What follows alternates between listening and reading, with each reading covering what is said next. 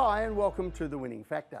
I'm Alan Aitken, and on this show each week we take a look at some upcoming races in Hong Kong and try to isolate an element of the race we might look back on later as having been the path to finding the winner.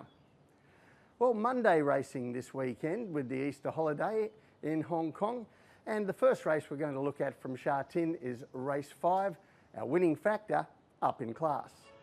Well, I think the most meaningful chances here in this Class 3 over 1200 metres are the talented but increasingly unreliable Regency Bobo as he gets older. He's to be ridden by Zach Burton. And two younger horses at the foot of the weights, Decisive 12 and Killer B. Now those two young horses are where we're going to put our focus here, rising from Class 4 to Class 3, something we touch on very often on this show, perhaps counterintuitively, as an advantage for horses. And the first one we're going to look at is Decisive 12 and his most recent effort when narrowly beaten at Sha Tin. Now we're going back here to race 483, a defeat but an honourable one in red and white. You see him go through near the inside in the early stages. He finds the lead. On the heat map, the pace quite even, but you will see he's a little bit keener than ideal and pulls against jockey Vincent Ho in the run before kicking well clear in the straight, and he certainly looks the winner at the 200 metre mark. Now, there was some attention on Ho not using the whip here until very late in the race. I don't think it was an important thing, and he told the stewards the horse was giving him everything it could, and I think that last bit he just fades due to that over racing earlier in the race, and he's grabbed on the line. Then the following week we saw the 3-year-old Killer B making his racecourse debut. This was down the straight, and we're going to race 498, and he's in green colours here. He's in the middle of the draw, and though he's probably more of a run-on type of horse the way he's bred, you see he jumps well. The heat map shows us the pace slower than average for most of the race, and I think Blake Shin made the right choice just to let the horse run along and be on the lead and let his superior talent show out, and that's what happens. He comes away over the final stages in what was quite a soft win.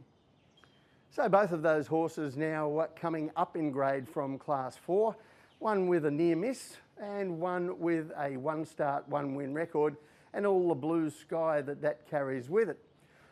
Or does it? I'm going to show you a table now, and this goes back to September 2015. And this is the second start record of horses who have won their first start in Class 4 and how they've gone next time. Now, I've touched on this before, that as a group, their record is good, even profitable to follow. But here we've broken it down into particular trainers, and that tells a slightly different story. John Size and Chris So do a very fine job winning again second start with their debut winners, and are even carrying the side a little bit, with Frankie Law now also an emerging talent in this area. But as you can see, it isn't the same record for every trainer. And part of that is that you do get horses like Killer B. I mean, his breeding suggests he's going to be a miler, perhaps even get further in time. And they're able to win their first start in Class 4 off a low rating simply on the basis of quality. But as they go up in class or in the handicap, that becomes more difficult at their second start. And I think there are a few obstacles for Killer B when we take a look at the map as well. It's a race that there isn't a great deal of pace in. Decisive 12, he might lead again.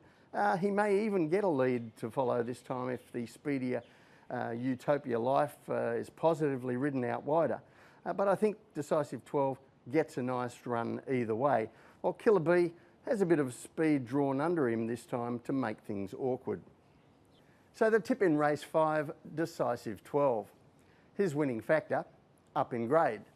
And certainly I think these two young horses are the standouts in the race, but just the fact that those stats are a little bit against the Casper Founds horse winning again after winning his debut, and the fact that he's probably got a trickier run than his rival makes me think that Decisive 12 has a decisive edge.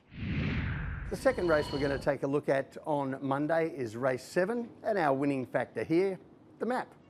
Well, I think in this Class 4 over 1600 metres there's going to be quite a few horses that have claims on the race, and I think horses like Pure Legend dropping back in class, handy horses like Maldives, Leading Fortune and El Jefe, all racing well, will have their fans. Improving Vucan from the Paul O'Sullivan yard, and even the Class 5 horses Daily Charm and Seize the Spirit racing well and now taking a class rise. I think there will be arguments for them as well. So quite a competitive race. But I'm going to concentrate on this occasion on the horses staying in Class 4, and primary amongst them is Vucan. Now this is Vucan's latest run. This is race 505, and he's improving with racing as Paul O'Sullivan's horses tend to do. And this is his second super winner over 1400 metres. He jumps well. He's in yellow, red and white colours from gate 9, and he has to be bustled over to take up second position. And you see him get a little bit keen there. And I don't think it's a vice. I think it's just the combination of being pushed along to get across from his draw, and then the pace slowing up sharply, as you see on the heat map. And he's still an inexperienced horse, so he didn't relax right away. The leader sprints from a long way out. Vucan can't match that sprint, but he does apply himself well for third, and I think he gives every indication the 1600 metres will suit. Now, 8 days later, a number of his rivals in this race on Monday met over the 1600 metres, and we're going to take a look at their efforts now. And this is race 521, and we've got Maldives in grey and blue colours, Leading Fortune in green, and El Jefe, the grey in yellow and white colours. And although the distance here is 1600 metres, you see it's run very similarly to that race we showed with Vucan. A slow second section, then a sprint home from the 800 metres. And these three ran well and closed with enthusiasm, but they were tactically outpointed by the front runners in that shape of a race. You see, they all get back and run to the line. Which brings us back to our key factor for Monday's race, and that is the map.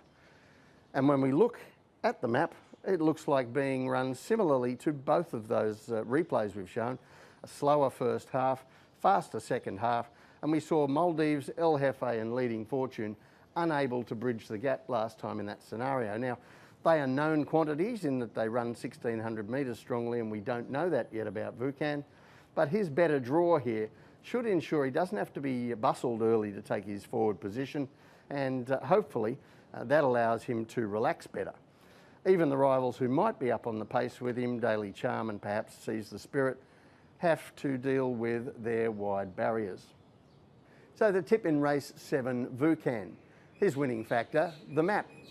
As we saw, most of his main rivals are either hostage to the tempo here or having to deal with wide gates. I think Vucan gets the run of the race. He's a horse on the rise, and I think that's going to be key for him here.